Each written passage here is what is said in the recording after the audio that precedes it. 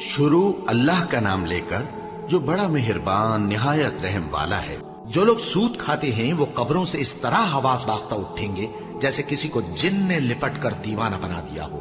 یہ اس لیے کہ وہ کہتے ہیں کہ سودا بیچنا بھی تو نفع کے لحاظ سے ویسا ہی ہے جیسے سود لینا، حالانکہ سودے کو اللہ نے حلال کیا ہے اور سود کو حرام۔ تو جس شخص کے پاس اللہ کی نصیحت پہنچی اور وہ سود لینے سے باز آ گیا تو جو پہلے ہو چکا وہ اس کا، اور قیامت میں اس کا معاملہ اللہ کے سپرد۔ اور جو پھر لینے لگا تو ایسے لوگ دوزخی ہیں کہ ہمیشہ دوزخ میں جلتے رہیں گے۔ اللہ سود کو نابود یعنی بے برکت کرتا اور خیرات کی برکت کو بڑھاتا ہے، اور اللہ کسی ناشکر گناہگار کو دوست نہیں رکھتا۔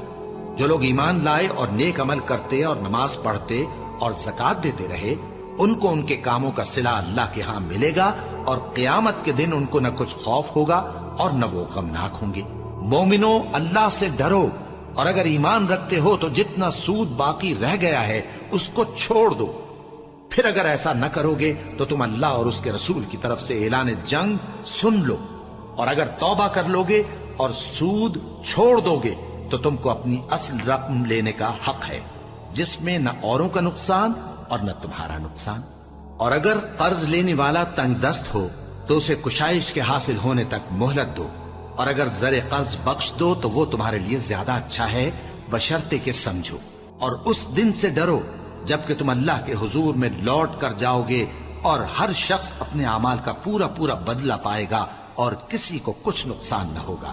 اے ایمان والو، دگنا چوگنا سود نہ کھاؤ، اور اللہ سے ڈرو تاکہ کامیاب ہو جاؤ، اور دوزخ کی آگ سے بچو جو کافروں کے لیے تیار کی گئی ہے، اور اللہ اور اس کے رسول کی اطاعت کرو تاکہ تم پر رحمت کی جائے، اور اپنے پروردگار کی بخشش اور اس بہشت کی طرف لپکو جس کا عرض آسمان اور زمین کے برابر ہے، اور جو پرہیزگاروں کے لیے تیار کی گئی ہے، جو آسودگی اور تنگی میں اپنا مال اللہ کی راہ میں خرچ کرتے ہیں اور غصے کو روکتے اور لوگوں کے قصور معاف کرتے ہیں، اور اللہ نیکوکاروں کو دوست رکھتا ہے۔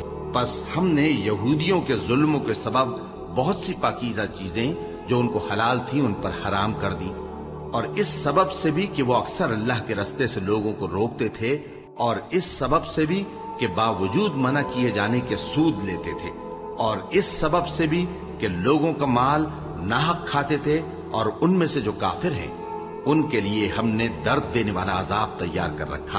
اور وہی تو ہے جو خلقت کو پہلی دفعہ پیدا کرتا ہے، پھر اسے دوبارہ پیدا کرے گا، اور یہ اس کو بہت آسان ہے۔ اور آسمانوں اور زمین میں اس کی شان نہایت بلند ہے، اور وہ غالب ہے، حکمت والا ہے۔ وہ تمہارے لیے تمہارے ہی حال کی ایک مثال بیان فرماتا ہے کہ بھلا جن غلاموں کے تم مالک ہو وہ اس مال میں جو ہم نے تم کو عطا فرمایا ہے تمہارے شریک ہیں، اور کیا تم اس میں ان کو اپنے برابر مالک سمجھتے ہو؟ اور کیا تم ان سے اس طرح ڈرتے ہو جس طرح اپنوں سے ڈرتے ہو؟ اس طرح ہم عقل والوں کے لیے اپنی آیتیں کھول کھول کر بیان کرتے ہیں، مگر جو ظالم ہیں وہ بے سمجھے اپنی خواہشوں کے پیچھے چلتے ہیں۔ تو جس کو اللہ گمراہ رہنے دے اسے کون ہدایت دے سکتا ہے، اور ان کا کوئی مددگار نہیں۔ سو تم ایک طرف کے ہو کر دین الہی پر سیدھا رخ کیے چلتے رہو، اور اللہ کی فطرت کو جس پر اس نے لوگوں کو پیدا کیا ہے اختیار کیے رہو۔